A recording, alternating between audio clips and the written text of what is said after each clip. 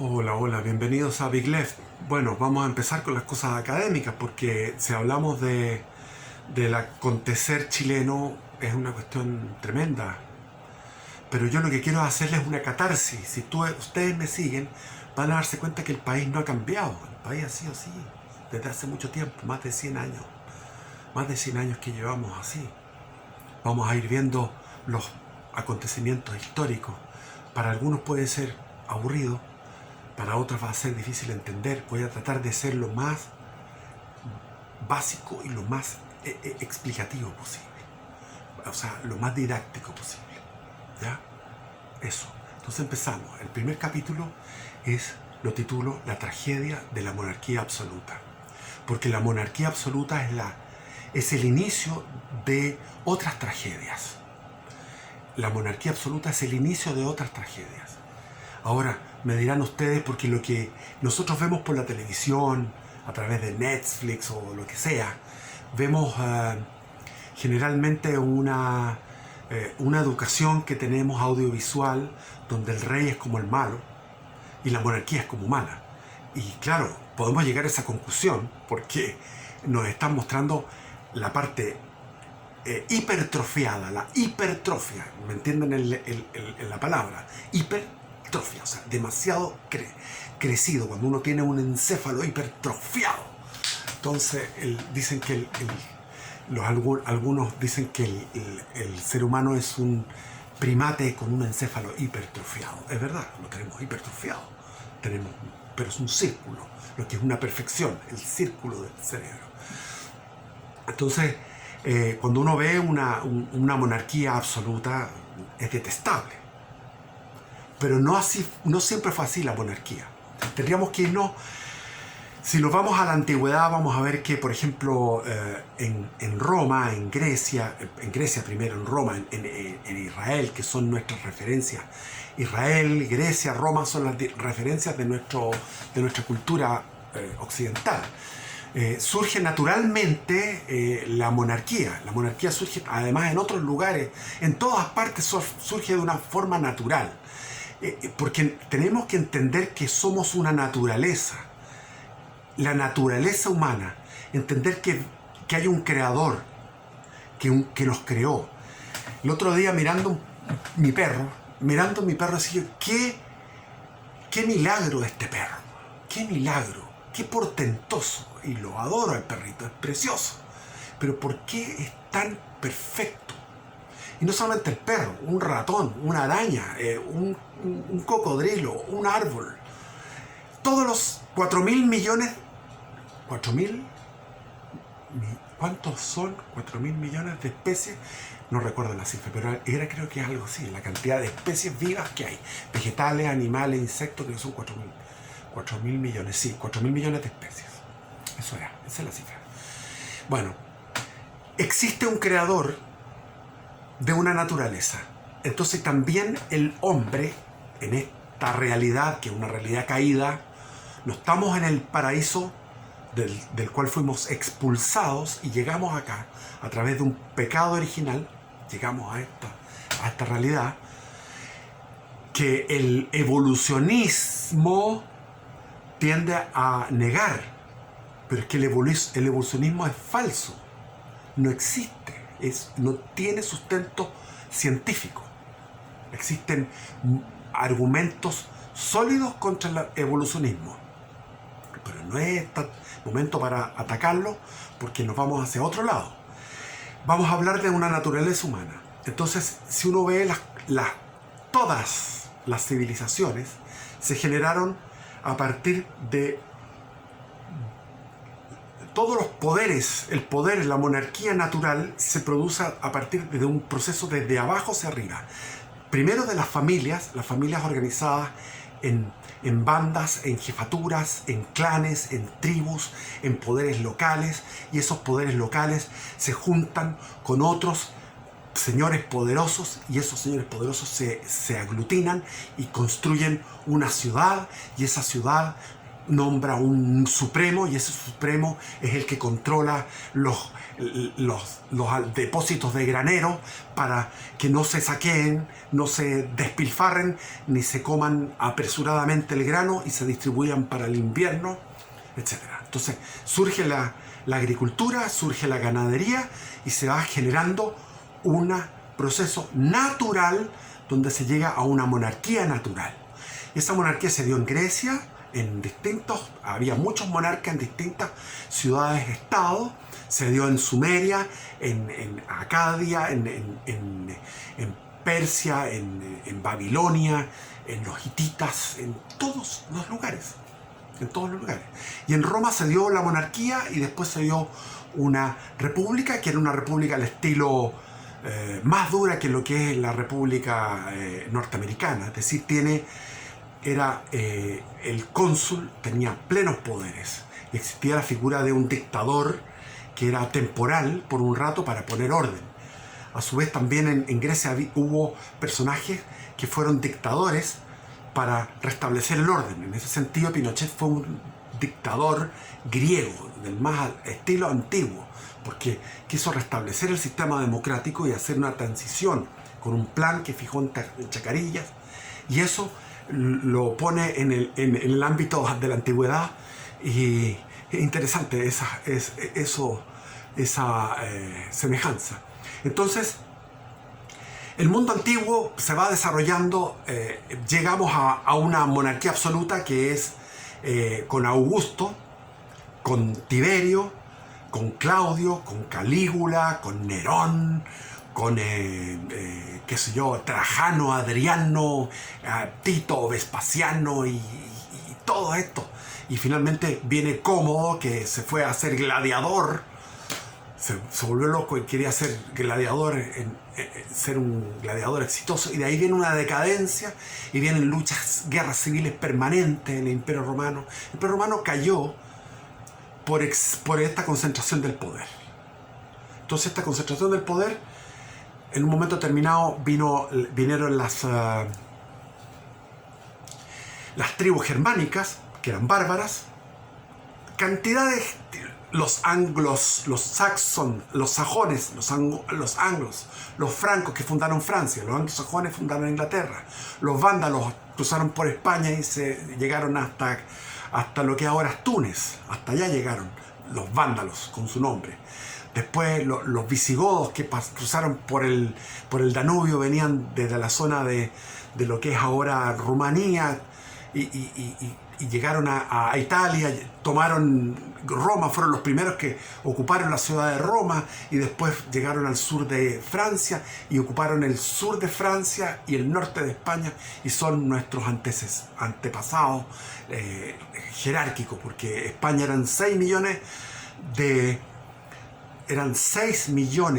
de romanos, fenicios, tartesios, celtíberos, todos mezclados en una juguera durante todos esos siglos de romanidad y de latinidad, y encima se pusieron estos germánicos que eran medio millón dominando y generando la monarquía visigoda. Estaban los alanos, estaban los alamanes, que fueron después los que se quedaron en la zona de Germania, que son después los alemanes. Los austríacos, no sé de dónde serían las tribus que generarían los austríacos, ahí desconozco aquello. Pero eran tribus alemanas, o sea, germánicas por montones. Y esas tribus germánicas llegaron y se convirtieron muchos al catolicismo reinante, imperante en el imperio, y se convirtieron a la civilización admirando aquello que ellos conquistaron. El Imperio Romano, pero lo admiraron, y se generó inmediatamente en ese caos, en esa anarquía, se fue generando de nuevo el orden natural.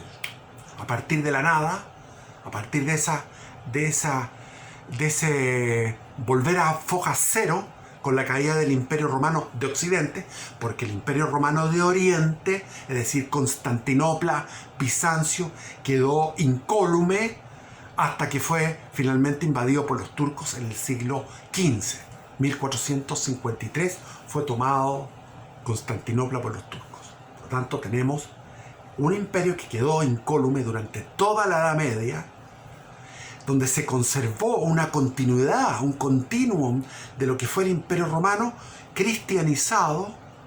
Fue Grecia, el territorio de Grecia, el territorio que ahora es de Turquía, que era el Asia Menor, todo lo que era la Palestina, Siria, todo eso era el imperio de Constantinopla. Entonces, conservaron una serie de elementos como el aseo, los acueductos, los baños, una serie de... No hubo un quiebre de la civilización, por lo tanto, el mayor esplendor se dio ahí, en Bizancio, porque Bizancio conservó, sin quebrarse, el Imperio Romano. Toda la tradición antigua se mantuvo ahí. En Alejandría, en Chipre, hasta el sur de Italia, también fue parte de ese imperio. Entonces ese imperio fue lo máximo, porque fue cristiano, pero al mismo cristiano católico en su comienzo, y después hubo lamentablemente un cisma en el año 1054. Se partió en dos ahí la cristiandad. Fue la primera tragedia de la cristiandad. Pero en el lado occidental estaba, como diríamos en Chile, la escoba. Estaba un revolutis. Y empezaron a surgir los francos, la tribu de los francos, empezaron a ser la primera nación cristiana nueva. Por eso la Virgen María en sus apariciones dice: Francia es el primogénito, es el pueblo primogénito del catolicismo, Francia. Entonces los francos fueron los primeros en armarse como una monarquía natural. Y después se llamaban los guardias de palacio, no me acuerdo cómo se llamaban exactamente, pero eran como los que custodiaban, era como el primer ministro, que no era de origen aristocrático, sino que era un tipo práctico. Eso se fueron haciendo con el poder, y finalmente viene Carlomagno. Carlomagno es un imperio. Carlomagno se dedicó toda su vida a pelear y a expandir su territorio hacia Alemania. O sea, Carlomagno es el creador de Alemania, porque Alemania eran muchos pantanos. Entonces los pantanos, lo que hacía él era drenar los pantanos. Drenaban los pantanos, ponían poblaciones, iban venciendo a los alamanes, a las tribus germánicas que quedaron, que no se fueron, que no habían pasado a conquistar el Imperio Romano, sino que en este caso, en el año 800, para que nos ubiquemos, la caída del Imperio Romano fue en el año 400 a 500, en ese siglo V, y aquí ya estamos en el siglo IX.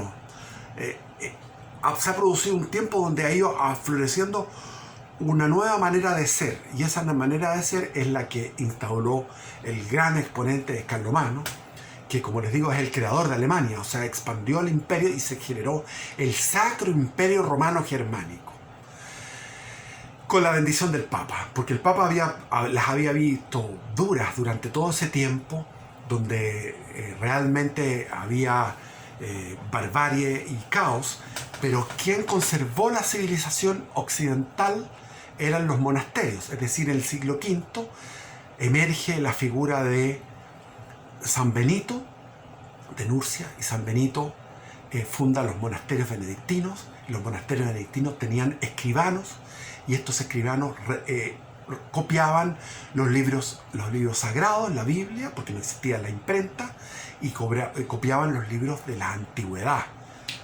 Toda la historia de la antigüedad, todos los libros de la antigüedad. Sócrates no escribió, Aristóteles, Platón, Aristóteles,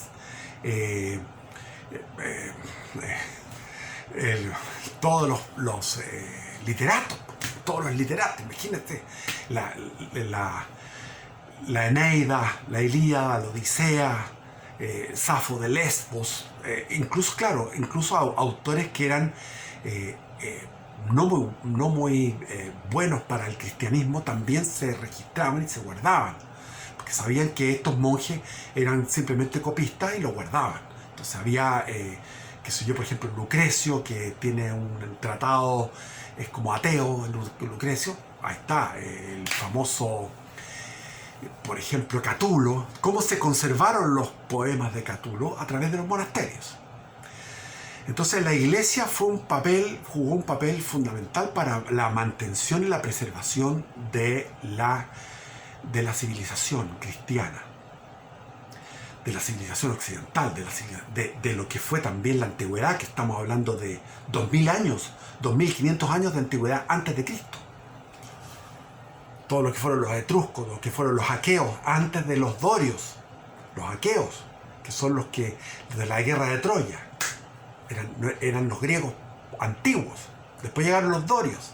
Entonces hay sucesivas oleadas en el 1200 antes de Cristo se produce una invasión de tribus germánicas también, en el 1200 antes de Cristo. Entonces hay una sucesión de acumulaciones de conocimientos que empiezan con los sumerios, con la escritura sumeria, en el 5000, hace 5000 años, en el 3500 antes de Cristo, se va sumando todo, va como desde el este hacia el oeste, desde los sumerios hacia Egipto, el Medio Oriente, lo que es Palestina, los que inventaron el comercio, los fenicios, la numeración,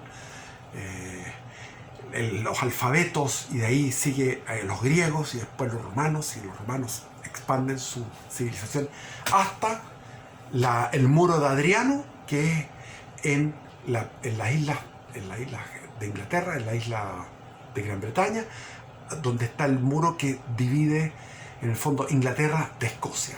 No fueron capaces de dominar y sojuzgar a los escoceses, que eran bárbaros muy buenos para la batalla. Hasta ahí llegó Roma, hasta el muro de Adriano, y en el lado continental el Rin fue el muro, fue el río Rin, y por el lado oriental fue el río Danubio, básicamente. Incluso el Imperio Romano llegó a tener tierras en lo que es ahora Crimea, lo que es ahora donde se está peleando esa guerra, toda la costa del mar de Azov, toda la costa de Ucrania y Crimea, y toda la costa del Mar Negro, llegó a ser también parte del Imperio Romano. Entonces el Imperio Romano cayó con las tribus bárbaras, con la invasión, porque hubo una decadencia poblacional, una decadencia guerrera, y los soldados romanos fueron reemplazados por soldados. Eso lo empezó Cómodo, el que sucedió a Marco Aurelio. Entonces, de ahí viene la palabra cómodo, porque Marco Aurelio peleaba contra los germánicos, contra todas las tribus germánicas, toda su vida peleando contra las tribus germánicas, Marco Aurelio, siguiendo la tradición de Adriano, de Trajano, etc.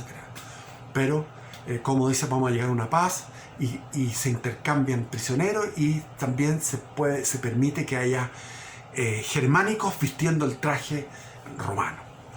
Bueno, así empezó la decadencia de ese imperio. Entonces el Papa, que llegó a heredar en el fondo no el poder militar del emperador romano, pero el Papa era el poder unificador de todo lo que era Europa occidental. Estamos hablando de Hispania, Francia, el Sacro Imperio Romano Germánico, Inglaterra, Italia, Austria, Polonia, Hungría. Y empezaron a conquistar a los...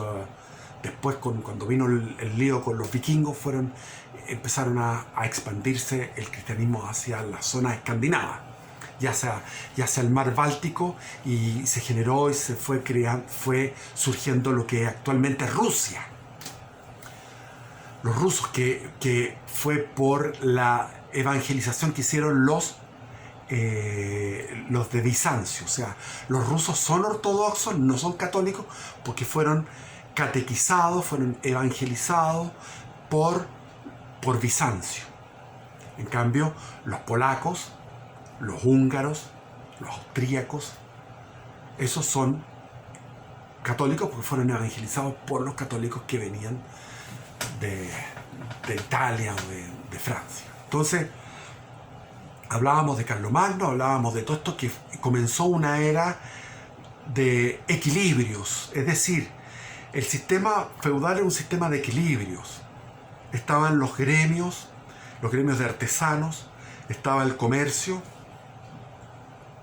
entre las ciudades, formaban liga, la Liga Hanseática, que era en el Sacro Imperio Romano Germánico, era una asociación de distintos productores que eran artesanos, pero de mucha productividad, muy intenso. Eso generaban una serie de comercio al interior de todo este mundo medieval. Y llega a su esplendor en el siglo XIII. En el siglo XIII tenemos a Santo Tomás de Aquino, San Alberto Magno, San Bernardo de Claraval, San Francisco de Asís, Santo Domingo Guzmán, etc. O sea, podemos tener más de 100 santos y 100 sabios en el siglo XIII. Podemos contarlo. En la época de las cruzadas, en la época de la herejía albigense, de la herejía los albigenses y los cátaros. Entonces, en el siglo XIII se produce el esplendor de todo este sistema, que está expresado en estas catedrales góticas. Las catedrales góticas es una representación de la tendencia hacia lo alto. Si ustedes van a una catedral gótica, es hacia lo alto, hacia Dios, pero al mismo tiempo es cómo se va generando el poder político a partir de bases sólidas, es decir, desde la familia, va generando a partir de la familia poderes intermedios, a partir del vasallaje, donde padres de familia prefieren ser vasallos de un señor que tiene poder militar para defenderlos del enemigo externo. Y esos señores feudales se unen con un señor local, y esos señores locales se unen nombran a uno, o eligen o ven cuál es el sucesor legítimo para que sea el rey de una sección grande de territorio. Entonces es un poder que va así, como es la corona. Ahí a uno, otro y otro, y finalmente la cruz. Como es la corona del rey. Ahí un poder, otro poder. Se va haciendo como un andamiaje hacia arriba. Y hay una serie de fueros, de derechos, que tiene cada uno de estos poderes. Y existe también una especie de, comillas, democracia en lo que es la base. La base tiene una expresión, el pueblo. ¿Quién mató al comendador? Fuenteovejuna, señor. ¿Quién es Fuenteovejuna? El pueblo. Mató al comendador, porque el comendador abusó. Esa estructura se mantuvo en España. Se mantuvo en España hasta el año 1700, exactamente hasta 1700. Por lo tanto, Chile vivió esa estructura. La vivimos nosotros hasta el año 1700. Entonces, ¿cómo empezó a deteriorarse esto? El primer hecho fue en 1305.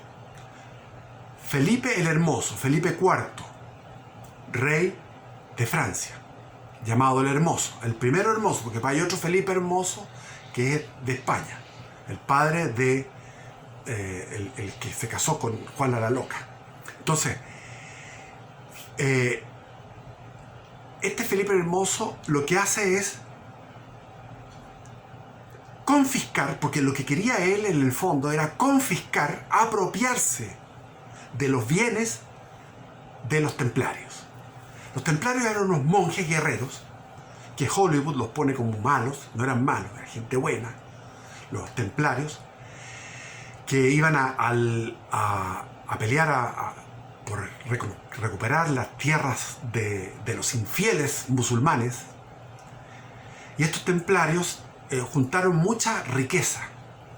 Entonces tenían mucha riqueza, y esa riqueza vino la envidia, vino la avaricia, y este rey los acusó de herejía y los quemó. Hicieron unos juicios falsos, los torturaron, los quemaron, y con el fin, yo creo, porque está claro que el fin era apropiarse de su riqueza. Ese fue el primer golpe que dio un rey contra el poder intermedio, nada menos contra una orden de caballería. En el mismo momento, paralelamente, estaban los caballeros teutónicos. El Papa les dio un territorio en lo que es ahora Prusia y fueron los fundadores de la Prusia, los caballeros teutónicos.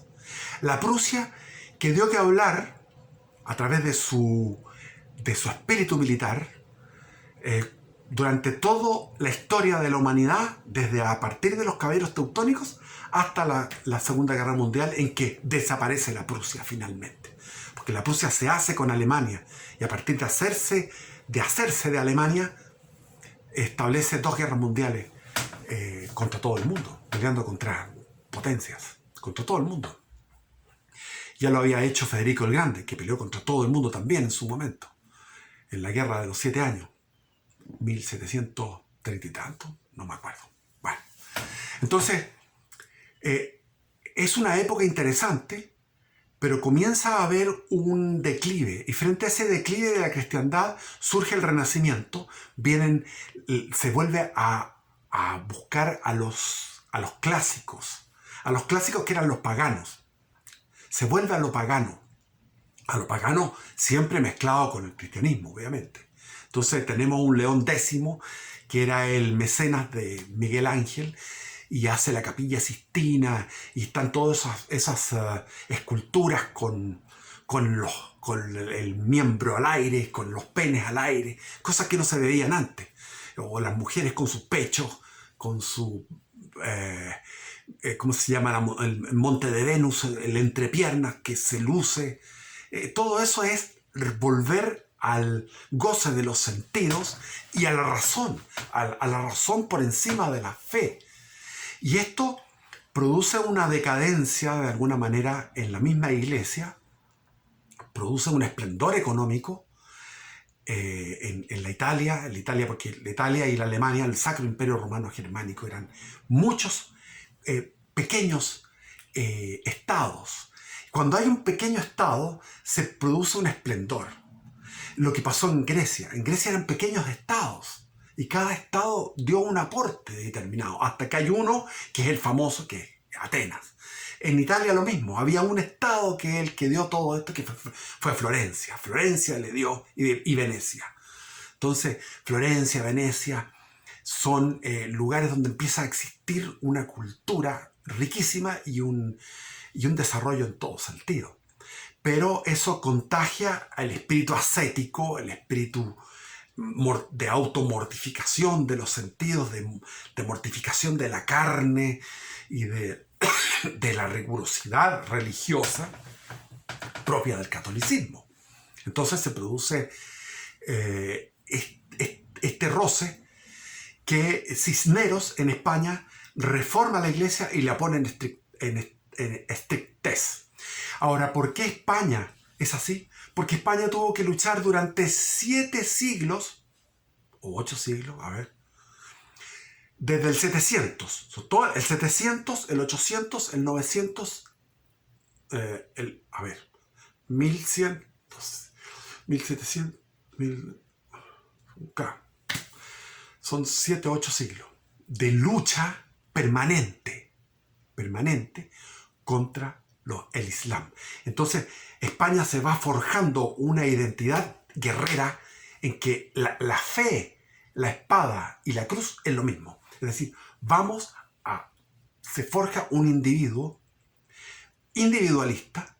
¿Por qué? Porque requiere una atomización táctica, llamémosle así. No se trata de cuerpos armados, organizados, sino que cada individuo debe ser un superguerrero.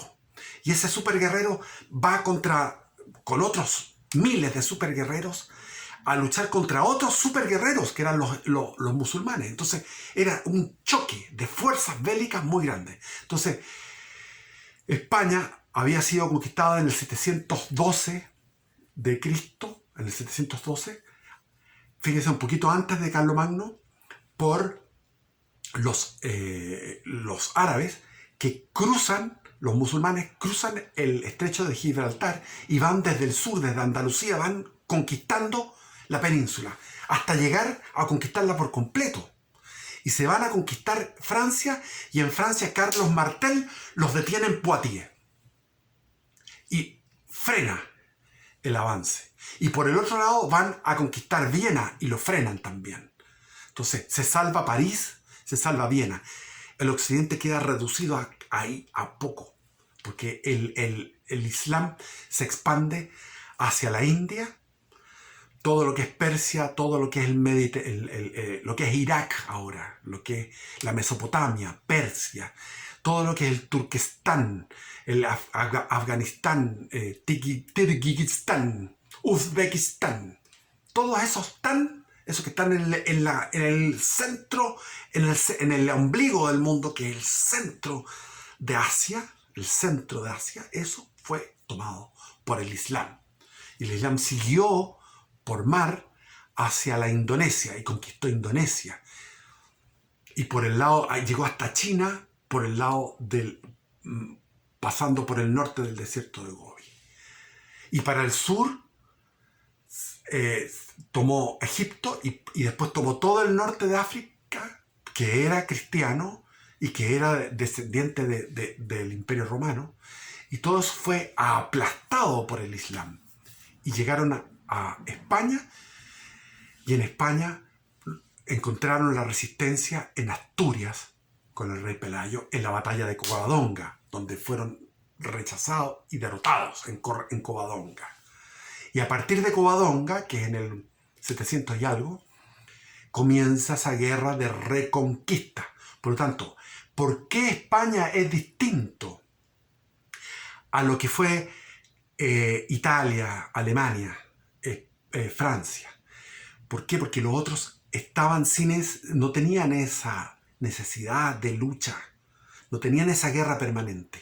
Entonces ellos se podían dar el lujo de que saliera un Petrarca o saliera un Dante Alighieri con su Divina Comedia. Algún día vamos a hablar de la Divina Comedia. Es interesantísimo ese libro. Entonces,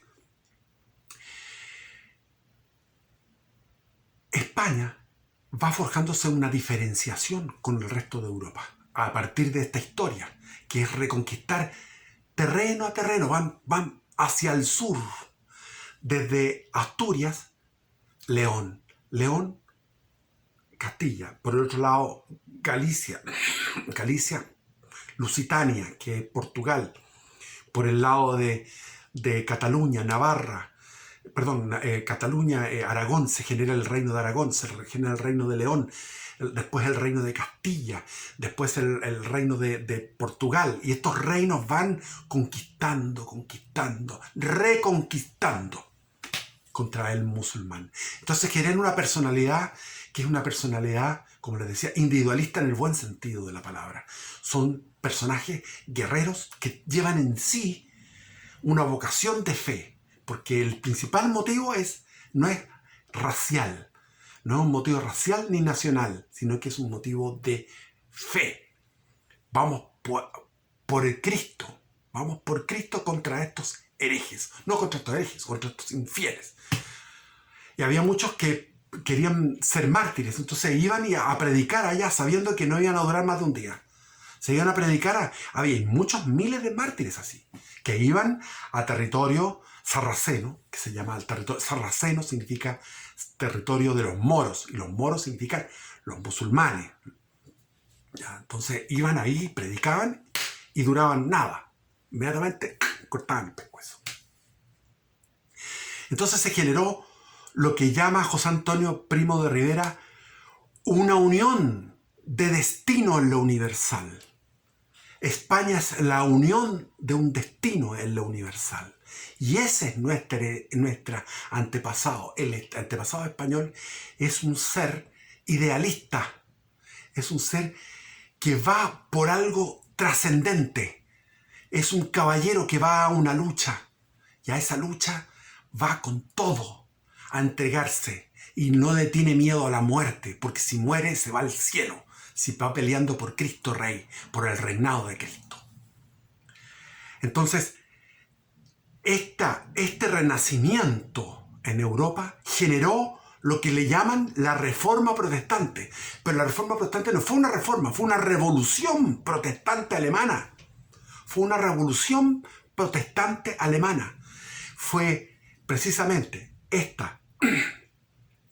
este relajo de las costumbres, este relajo en la manera de llevar la vida religiosa, la vida espiritual, lo que produjo esta irrupción de una herejía grave, de gravedad absoluta, que hace que Europa se parta en dos.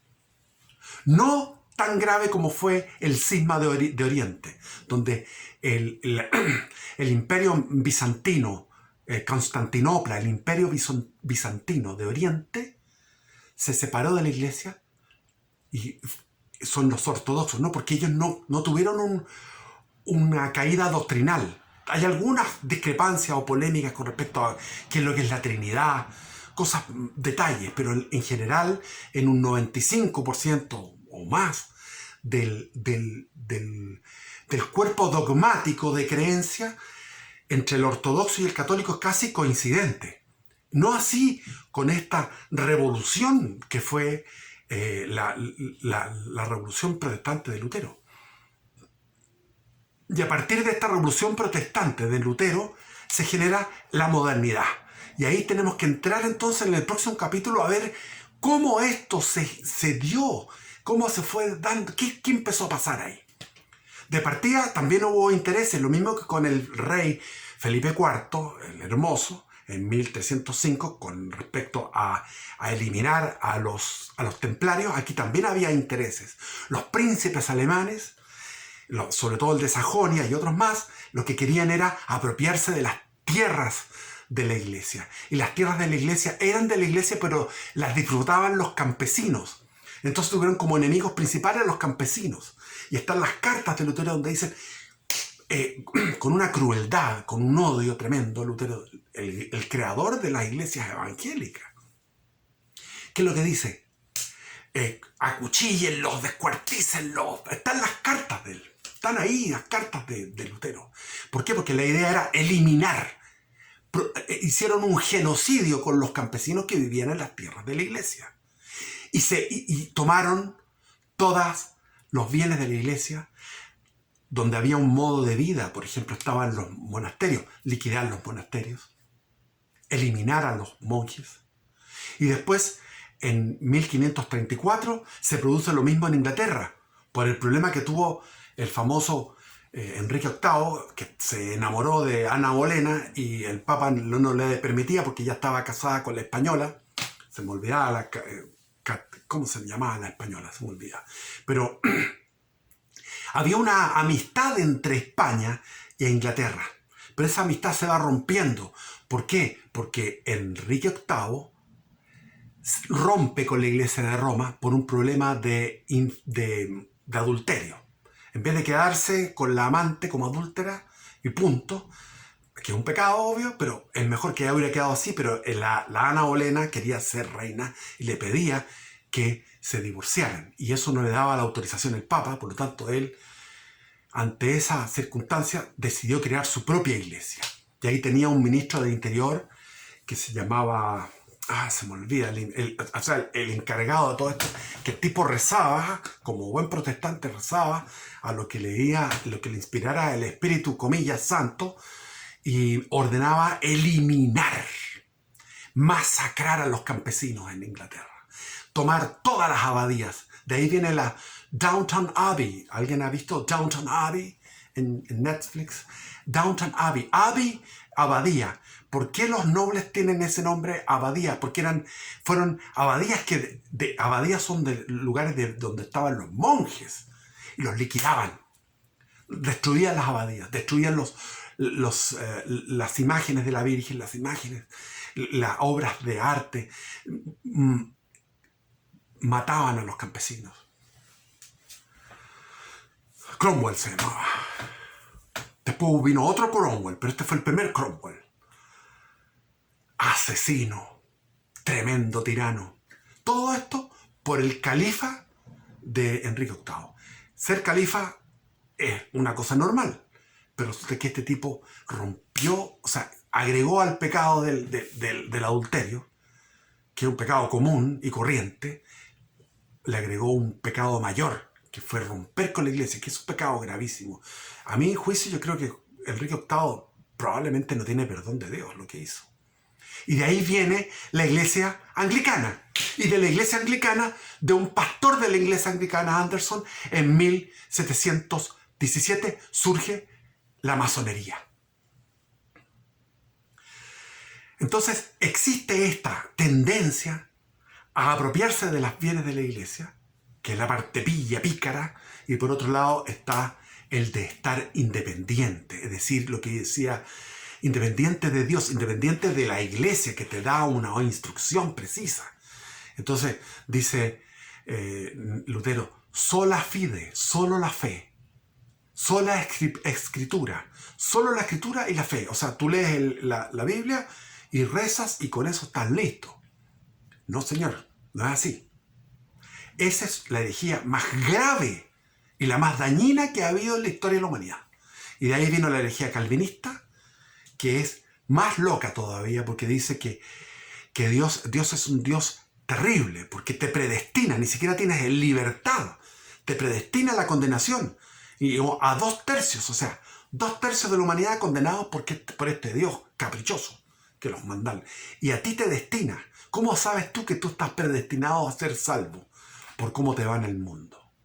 Si tú tienes una casa linda, una señora bonita, con niños lindos, con tu auto bonito y tienes un buen colegio y tienes una buena ciudad y todo lo demás, entonces estás bendito por el Señor.